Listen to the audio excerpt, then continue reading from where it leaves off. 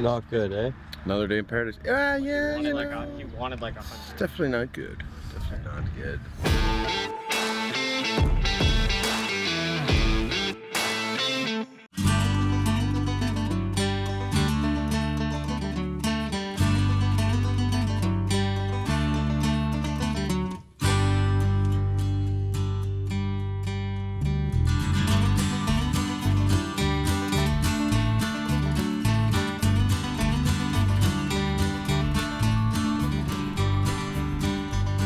Yeah, we're back here in PEI on the farm project. The first couple of days have been going great. We're really getting some good flow in the work, and the guys are starting to get settled in. This morning's focus, we talked with the team about safety. Hey guys, we'll just get everybody to come around. We're gonna talk a little safety. Can we get that machine revved down, Kyle? We're down. Good morning. So, everybody knows we had a little safety incident yesterday with Ray there. It was good he had his glasses on, eh? Yep. If you're doing any work like that, overhead work, anything where something might fall in your eyes or hit you in the eye, make sure we got our glasses on and everybody's wearing their gloves and stuff so we don't hurt our fingers. Yeah. Pinch our fingers and stuff. Any other safety things anybody noticed yesterday that we can get better at? Maybe just running around the machines and like being around the machines, like, you know, don't try to be quick and jump behind the machine, you know. Rigging the trees on the baskets. Keep your fingers away when the machine's pulling up so you don't get your fingers caught. Just watch. Make sure when you guys hook onto the baskets, there's actual hook points that wrap all the way underneath the tree.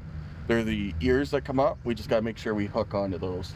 All right, so we got lots to do. We want to try and get up the rest of these trees in the ground today if we can. Aileen, maybe go over tree pits, because some of these trees, like along there, we should have probably put pits on them. Okay. So we'll just kind of outside of the root ball. Okay. Yeah, like the ones that we're planting out front, we should put tree wells on it. They'll hold the water a lot better. Yeah, and even these, if we have any spare people, like if there's too many people planting, it'd be worth just putting some wells on these. It's going to be a lot easier to get them to hold the moisture. We don't use tree wells in people's gardens. With the soil up about 4 inches above everything else. Little berm around the tree. Just go over a YouTube video. We don't usually do that because on residential it's ugly. We put big tree wells around trees, but like out in the country like this or in parks, you always do that because when you're watering, it holds the water. We don't bother on residential because we almost always have irrigation systems, and you don't need to worry about getting the water to kind of stay. But the tree well keeps the moisture when it's raining in the tree. And also when you're watering, it's just easier to keep the water in. It's just like putting a saucer around the tree, more or less, is what it's like.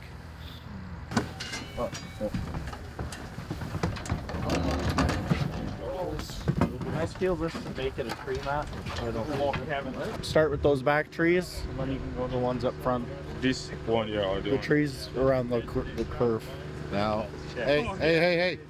There's going to be dump trucks coming around there. So you're going to have to pull the line around the back.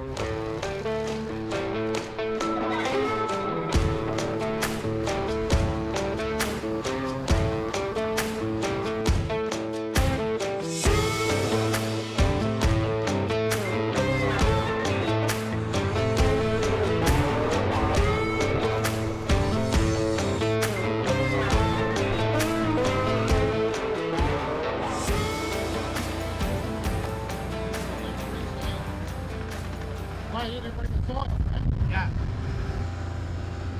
So 3-foot rings. So you guys should have a can of spray paint. Once the tree is at this point, let's mark a nice 3-foot ring so they all look uniform. Good size. 3 foot. Yeah, like 3 feet all the way around. Yeah. There you go.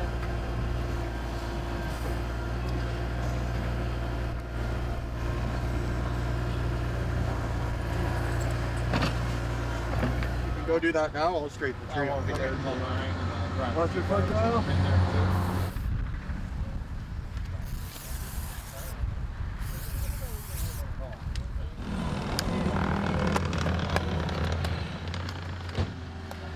Yeah, so we shipped about 150 trees from our Port Hope nursery, and so now I'm just laying them out. We have a number system going, so the guys, so I don't have to stand here each time, but every type of tree has a number, so I'm spray painting the number all along, and we're planting all the way down the driveway now. So we still have a lot left, even though it's day 3 of planting. Why is it so important to spray it all? So there's less confusion, and everybody knows what tree is going in what spot. So number 2, number 8, number 4, there's no questions.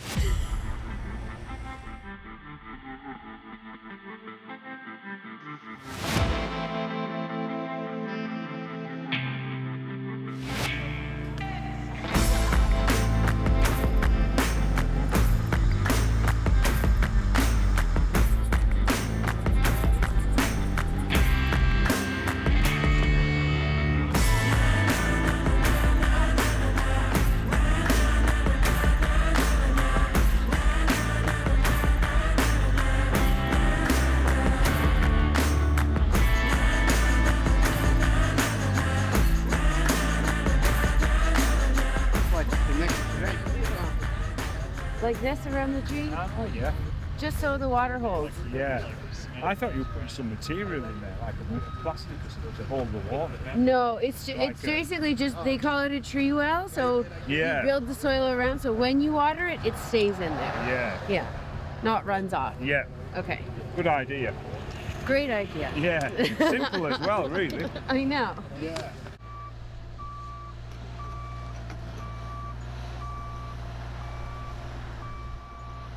What we've done here with the trees we've planted, so typically trees that get planted in beds or in a residential setting, you just do a nice mulching around them.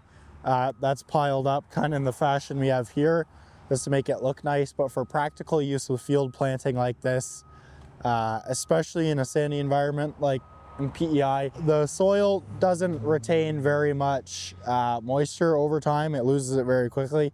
You can see here, these were out watered 2 hours ago, and you can already see there's no water at all.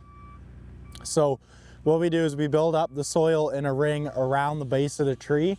So when it comes to watering the trees or when it rains, it helps retain the moisture in the soil a little better.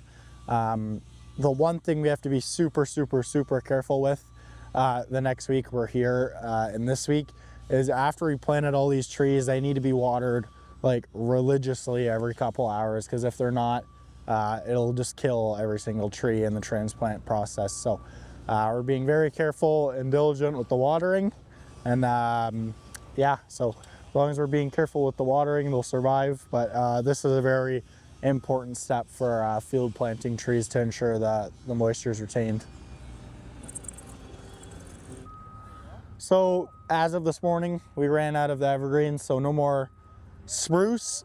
So we're fully on to deciduous trees. So in here is a lot of serviceberries, redbuds, lilac trees, hornbeams, and then a couple of these big bur oaks. We ended up getting a couple of these out. They have really deep tap roots. So unfortunately we couldn't get most of them out. So a little lower on the bur oaks, but other than that, I mean, personally, I think if not today, by tomorrow at noon, we'll have all 120 trees in the ground by the 4th day, which I think is pretty cool. So, third day planting. So, everything's looking really good. So we just have to finish out this stretch along here, and then that little patch of trees that's sitting right there. Some of them can go along the back side of this barn once the parging's done tomorrow. So we'll be moving a little slower on planting tomorrow if they don't get them done today. And then there's some to go around the outside of the house, around back. So now it's more spot planting than big rows. So it's looking pretty good so far, but still lots to go. Yeah, the last couple days, the way we've been running it is we've had someone going along in 303 digging holes in front. And then, so we've one person running beside the skid steer, hooking up the chains and then walking back over to where the tree hole is, dropping it in the hole. And then depending on the tree, sometimes the guys can use pry bars or shovels to straighten it. In other cases, we have to take the chains off, re-rig them and adjust the tree, because not every time it goes in the hole it's gonna be straight. Sometimes it's on an angle or forward or backwards. So we have to just pull from that side of the tree. Say it's on this angle, we come to this side of the root ball and just pull up on it, and it evens it out. It's a lot of adjusting, but typically it's just digging the hole, coming over with the skid steer, placing it in the hole, straightening it up, and then the guys come along and backfill. And then as we're backfilling, we have to either use a sledgehammer, which is the easiest way. Doesn't have to be done that way, just to pack the soil around from the root ball coming from the bottom up, or just stomp with your feet. So that's a really important part of the process. As we're coming up, backfilling the root balls, they have to be compacted really well, or else in a couple months' time, after a lot of rain and the soil settlement, the trees in the root balls will slowly start to wiggle around. But we haven't had too many have that problem. We had a couple we had to go back and fix just after watering the first day, but yeah, you can see behind me there, and then they just rake up along the top of the root ball to make it look nice and natural. But it's going well. We haven't had any issues. Only 2 trees didn't make the trip, sadly. One of them I blew up. Other than that, we're doing good. We're doing good. Okay, hey. Let's go on the axis here. Roll the hose that way. Yeah. Or this end goes this. Hey, the roll. That way you don't get kinks. Here, I'm going to show you how to do this. Here, you get your end there. You bring your end to him. And with this roll of hose, you just uncoil it in your arms. Okay. And you don't get no kinks. You can do it the other way. We're going to have a spaghetti factory going on. Alrighty. Get this in the trench right to there. My brother's going to cut it across to that trench. And then we're going to keep on rolling. Alrighty. All right. I'll do that for you. Thank you, sir. No problem.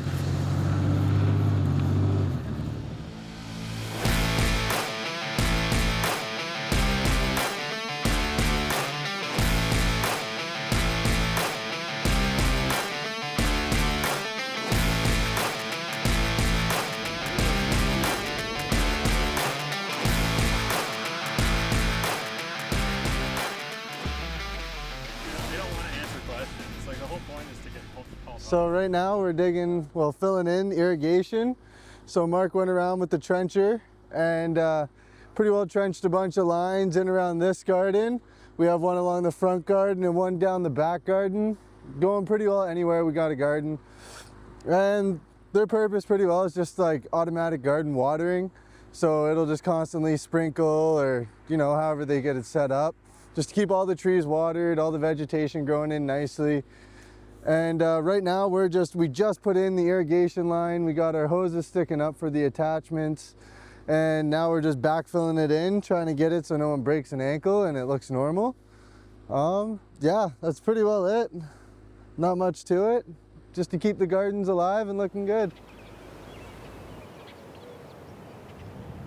So we're flying again on the food stands.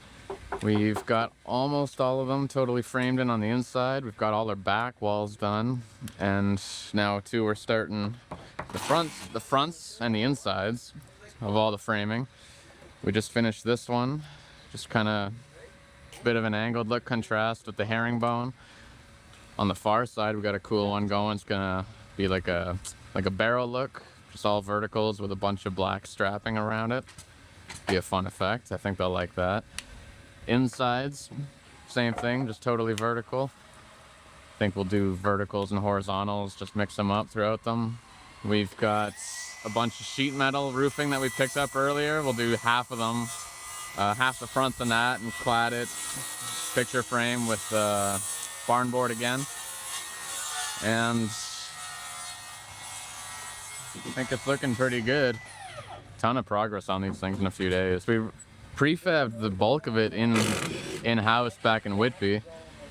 Put them together and what'd we get them? We got everything up in a day, yeah? Main structures, everything up in a day. Roof, on proper and finished the roofs in the second day, and then we started all the insides yesterday, finished all the insides and the back walls today. Good progress on the inside and outside of the framing today too. And then tomorrow I think we should probably be pretty close to finished.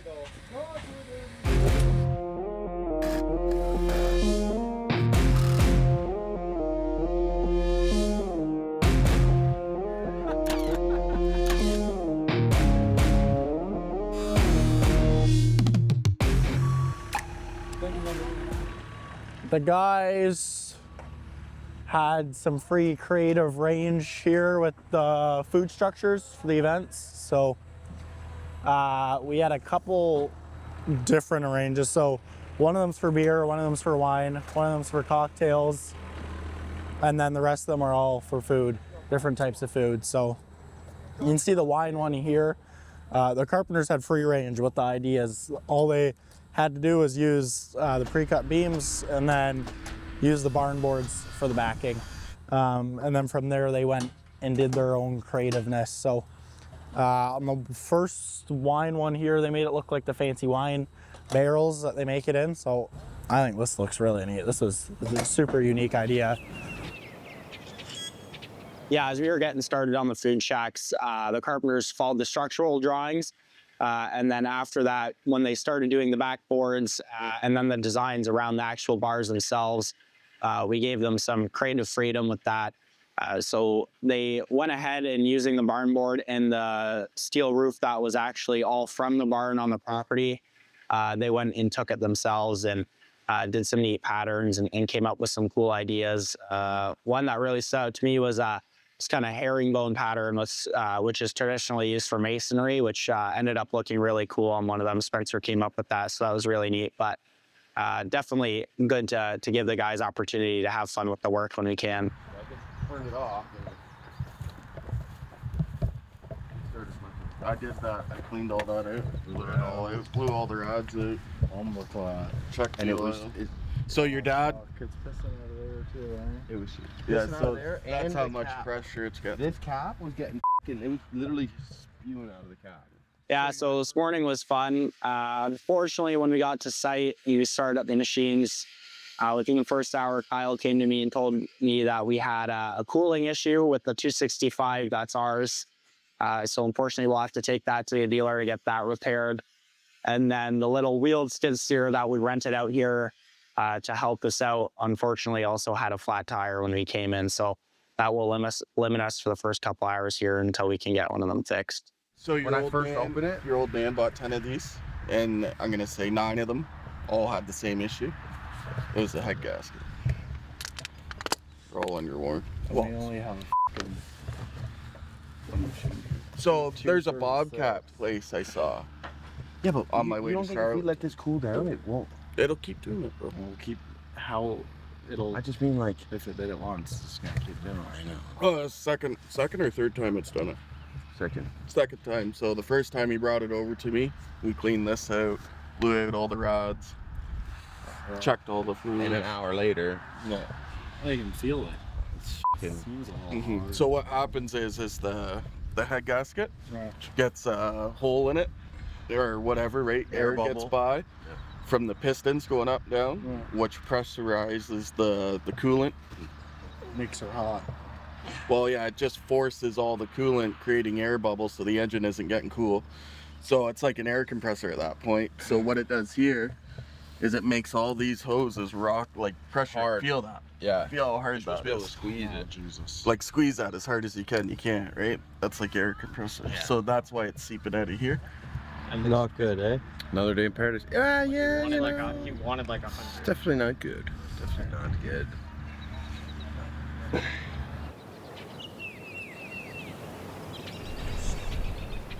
Thank you for calling Tormont Cat and Charlotte. Well, it's. Our offices are currently How is this closed? Pretty much the cooling system. It's pretty much basically, instead of like getting really into it, is the cooling system isn't working because we think there's something wrong with the head gasket, which is letting air in. which makes the engine overheat really bad. And it's like boiling the coolant inside of it, so we're like spraying coolant all out of the engine. So it's a head gasket issue, so we're gonna call Tormont and get the service truck out here and see if they can confirm that it's that and fix it. But in the meantime, I'll have to call the service and the rental to see if we can get a rental, because it's gonna be painful not having 2 skid steers around as the week goes on. So I'll have to call back again here in a bit, see if I can get it fixed quickly. If not, I'll have to rent another one. So not the end of the world, but very frustrating. It's horrible timing. We've had no issues with those 265s until we get out here halfway across the country. Like, but I'm sure we'll be fine. We will come up with a solution, just like always.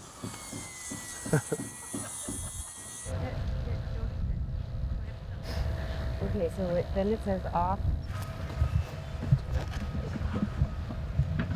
It has to be 0. I feel like we're going in. What's But we're almost there. We're following the drawing. Oh! Okay, we're close. Oh. Wait.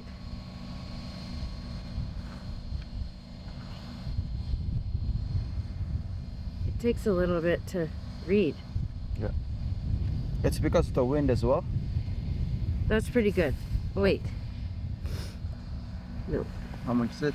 1 point. Yeah, you should be under 10 centimeters. Okay, we're at 0.04.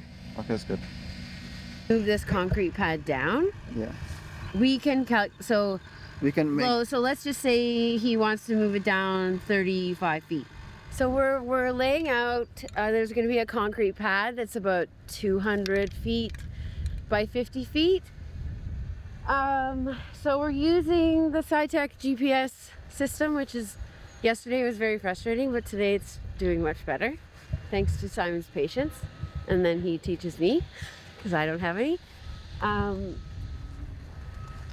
So yeah, we're laying out the concrete pad so we can see all 4 corners, and then they can come in here and grade it.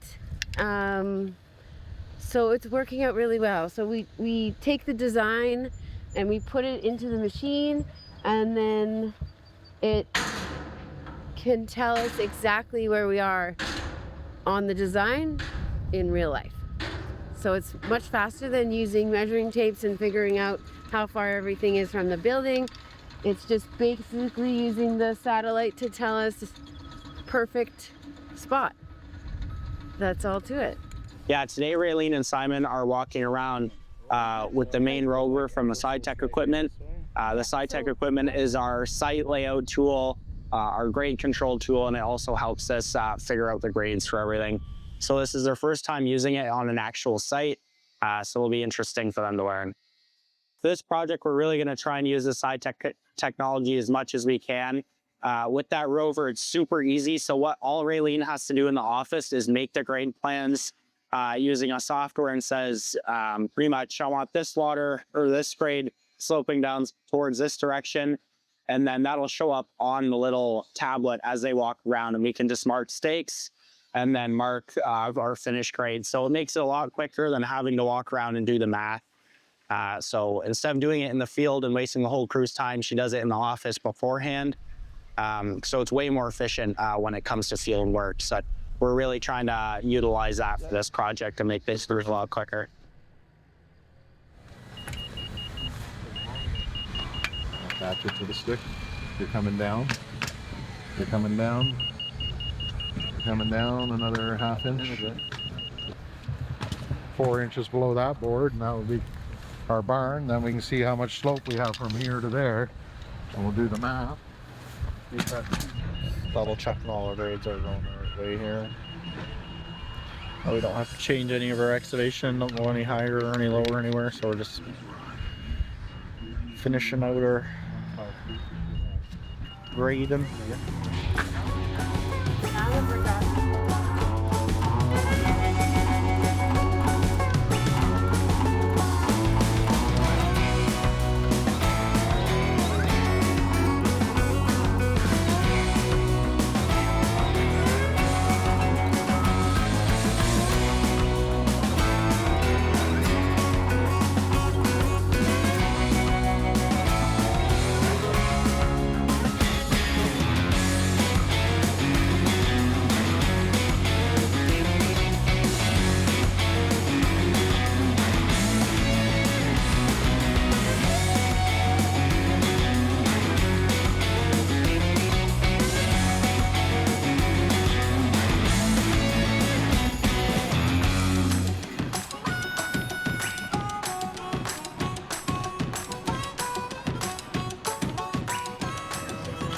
Again, yeah, everyone, you guys been doing good, but just keep the trucks tidy too. Again, just any garbage, take it out at the end of the day or after lunch.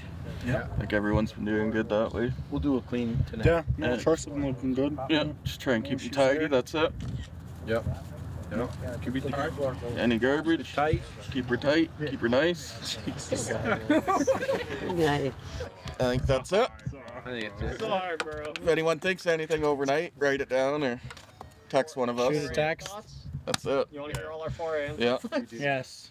No. Or not from you. Yeah. Not fun. Yeah. Love you too. Alrighty. Have a good All night. right. Have a good night. Yeah. Good night. I might see you guys later. I might come over for a visit. Bye, Maybe Jakey. next time when we're going to the gym. Goodbye, Jakey. No, they're unsure where to put that. Goodbye. Do you want it? Or? We were. I think we gotta go bust some ass, Ryan. Who's got the tape measures? Coming for you.